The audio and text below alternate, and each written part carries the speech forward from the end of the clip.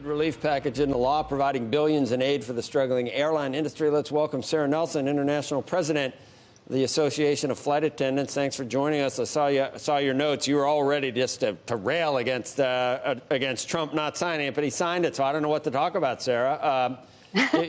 You're happy with the 600, but I mean, I can tell you'd much rather have 2,000. So what was your point? 2,000 wasn't possible, so do the 600. Well, listen, for us, this really wasn't about the 600. I mean, we absolutely support everyone getting direct checks of 2,000. It needs to be a lot more than that for recovery. But our point here was that this was an emergency relief package for 4 months to help us bridge to a place where we can talk about a real recovery. In the airline industry, what this meant was our jobs. So I've got about half of my union right now without getting a paycheck. And now that this has become law, they're going to be recalled to their jobs. They're going to get a paycheck, get connected back to their health care, have retirement payments and everything else that comes with that, allow them to pay taxes, spend back into the economy. And the airlines will be able to put the infrastructure back together that supports the nation. This is necessary for the distribution of the vaccine. All of this is really important to keep us moving. We had a workers first package that said that the money could only go to our payroll and benefits, no stock buybacks, a ban on stock buybacks well after the relief ends, and a cap on executive compensation for 2 years after the relief ends. So this is what's in the package for us, and this is our jobs. This is our health care, so it's a big deal. What is the current state of that you're hearing of the industry? Are the middle seats still blocked off? Are things coming back at all? And is this going to be enough of a bridge with to the vaccine to where you think that people being called back now are going to have jobs in a year?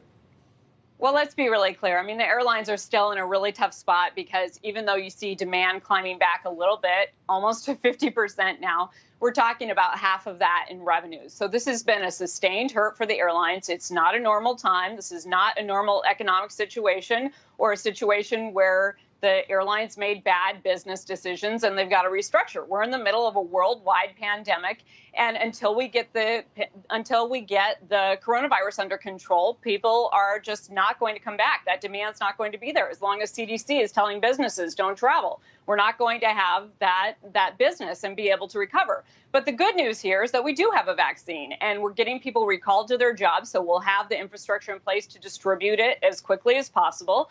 The package that was passed by Congress and signed by the president yesterday has money for distribution of that vaccine and for procurement of that vaccine, testing, and a real plan to be able to get in place to start to get this under control. So we have a really good outlook here, and we have also naturally shrunk a little bit. So the two will start to meet. We may need some additional funds to get us to the summer, but this is going to get us to a place where we can much better assess the problem, have everyone in place to be able to lift our economy again, and get us to a place where we can talk about a real recovery.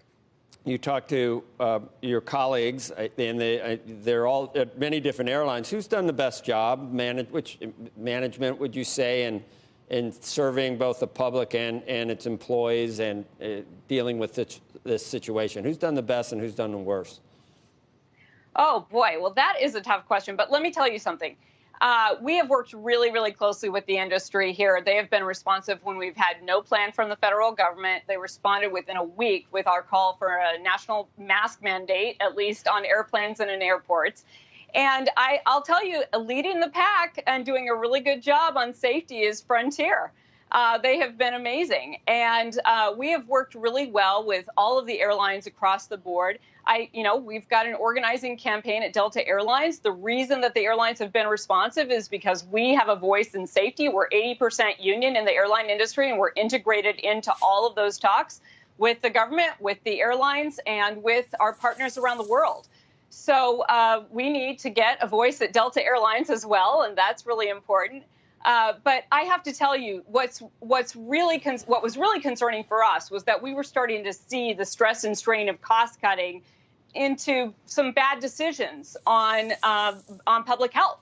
So this emergency relief is going to allow us to hold the airline's feet to the fire about having all the layers of safety in place. And those middle seats are nice and not necessarily a bad thing, but you cannot properly socially distance on a plane. And so what's really important is the mask policies, the the HEPA filtration, and airflow that is way better than any office building, the service procedures. So some of the airlines have started to put back aisle service. That is a no-no. That is not a good idea. And we're going to continue to make sure that we have all those layers in place so that we have a controlled environment, minimize the risk of spread on an airplane, and help to get the vaccine out there so that we can all get back to normal. Shepard Smith here. Thanks for watching CNBC on YouTube.